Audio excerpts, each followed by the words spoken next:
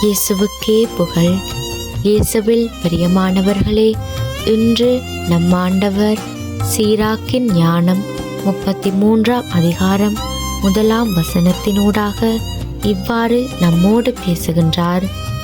ஆண்டவருக்கு அஞ்சி நடப்போருக்கு தீங்கு எதுவும் நேராது. அவர்களை அவர் சோதனையினின்று மீண்டும் மீண்டும் விடுவிப்பார்.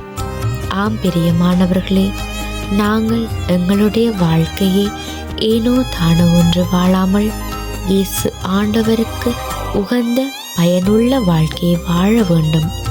பாவ காரியங்களில் ஈடுபட்டு ஒன்றுக்குமே உதவாத தாந்தோன்றித்தனமான வாழ்க்கையை நாம் வாழ்வோமானால் ஆண்டவரிடமிருந்து விலகிச் செல்ல நேரிடும்.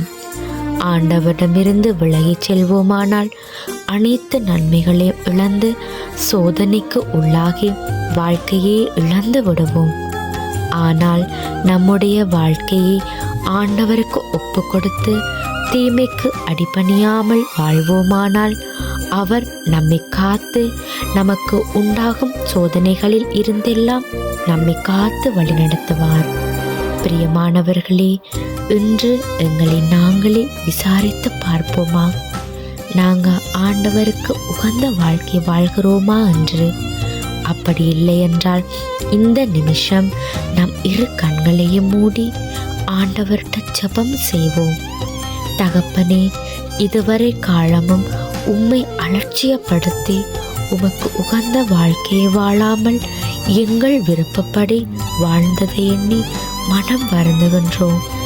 இன்றிலிருந்து எங்களுடைய வாழ்க்கையை உம்மிடம் ஒப்படைக்கின்றோம். உமக்கு அஞ்சி வாழ்ந்து உம் விருப்பப்படி செயற்பட கிருபை செய்தருளும்.